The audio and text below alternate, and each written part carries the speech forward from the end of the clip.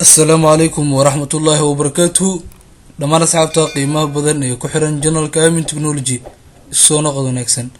إن شاء الله تعالى ما أنتو حين قادونا 10 كيس سقالات كبرنا الداتابيسكا خاصة اللغة SQL 10 كان 10 كوري هوري waxay noogu socday 10 tixane ah kuwaas ku saabsan constraints-ka hore waxaynu soo qaadanay not null iyo unique waxaynu soo sheegnay inay constraints ka kooban yihiin ilaa 6 constraint إن شاء الله تعالى ما أنتو حين قادونا primary iyo foreign key haddaba waa maxay primary iyo foreign key primary key wuxuu u ogolaanayaa hal mar inaad table key aan ku dabaqi karo not null iyo unique sidoo kale primary key shaqada kale uu qabanaya waxa ah column-ki aan saaraa primary key inaan ku xiri karo table kaleeto tusaale ahaan waxaan haystaa table lagu magacaabo student sidoo kale waxaan haystaa table lagu magacaabo exam marks ardaygan imtixaan ayuu galay imtixaankii markuu galay dhibco ayuu keensaday table-kii meel kale yaalo ayaan ku xiri karaa table-kan haddii aan saaro primary key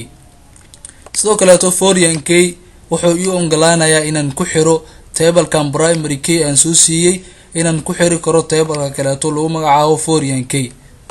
haddaba aynu isla aragno baraatikada markaas ayaynu fahmi doonaa insha Allah hore waxaynu soo sheegnay waxaynu dhahnay table waxaan noo abuuran student lagu magacaabo kan ayaan ku baraatikari doonaa insha Allah taala xawaa table-keena balse si aad u fahantiin constraints markaan dhameeyno ayaan hal mar ku dabaqi doonaa inta kaleeto balse waxaynu sameeysan doonaa table cusub oo aynu ku baraatikirayno waxaynu abuuran doonaa table kan waxaynu u baxsan doonaa student marka u bixino waxaynu sii doonaa column-yadii uu lahaa table-kan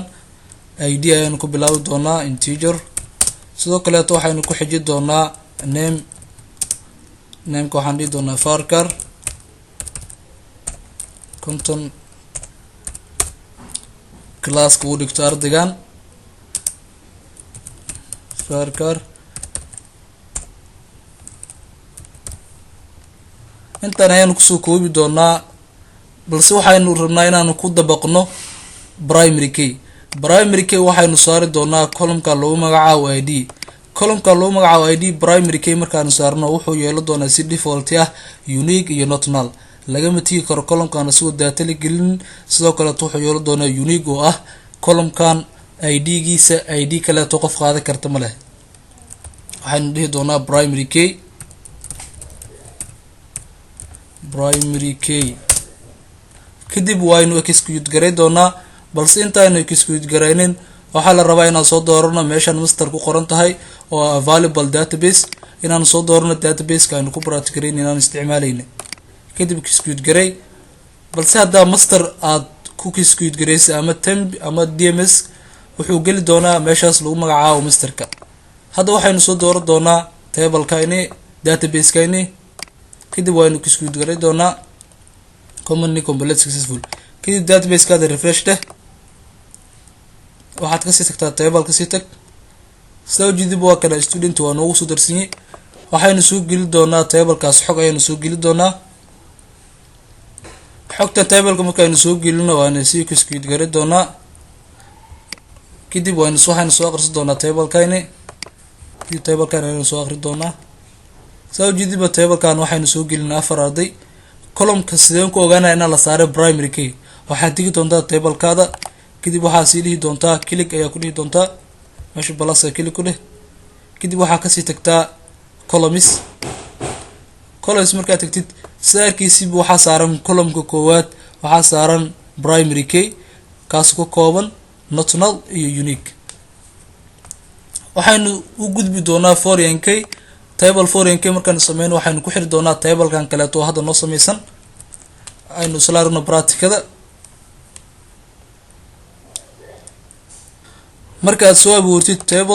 table-kan waxaynu ku xiri doonaa table-kii horeeto oo hore usoo sameysanay kaasoo ahaa student waxaynu weliba ka dhigi doonaa foreign key si oo reference u yeesho table kaleeto markaaynu abuurno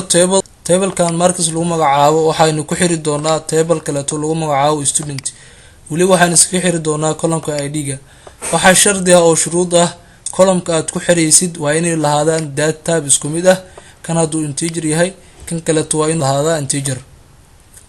hadda marka waxaynu ku xiri doonaa columnka lagu magacaabo id. sidoo kaleeto waxaa hadala shardi ah columnka aad ku xiraysid waa inuu lahaadaa primary key, waa inaa hore ugu soo sameysid primary key. haddaadan columnkaas primary key ugu soo sameynin column kaleeto foreign key ma ku xiri kartid, caqabad ayaa kaa qabsan doonto. waxaan dhihi doonaa hadda foreign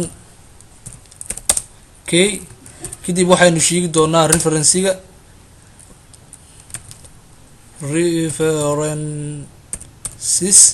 references markaan dhahno tablekan wuxuu ku xirmi doonaa reference table kaleeto ku xirmi doona magaciisa, table kaleeto student ayaa lagu magacaabaa. columnka uu kaga xirmi doono waa id. waxaan dhahnay grade columnka lagu magacaabo data typekiisa waa inuu lahaadaa integer. column kaleeto aad ku xiraysid id waa inuu lahaadaa data type same, integerkan haduu yahay kan kaleeto waa inuu lahaadaa integer. sidoo kaleeto primary key columnka aad ku xiraysid waa inaa hore ugu soo sameysid primary key. primary key markaa usoo sameysid ayaa ku xiri kartaa column kaleeto lagu magacaabo foreign key. aynu execute garayno command complete successful. kadib aynu aragno inuu databaseka inaan refresh dhihi doonaa. kadib table ayaa kasii tegi doontaa. hadda waxaynu abuurnay column lagu magacaabo marks. aynu aragno inaynu ku xirna table kaleeto oo lagu magacaabo student. foreign key sidee ku ogaanaya inuu ii qaatay, waxaynu tegi doonaa columnka ayaynu tegi doonaa. kadib kelig ayaanu kusii dhihi doonaa. kelig markaanu kusoo rahno sida ujeedidba columnkan oo lagu magacaabo grade waxaa saarmay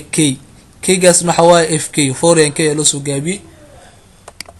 hadda tablekan lagu magacaabo marks wuxuu noogu xeeryahay tableka kaleeto lagu magacaabo student. insha allahu tacaala maanta inta ayuu cashirku nagu joogi doonaa. asalaamu calaykum waraxmatullaahi wabarakaatuh.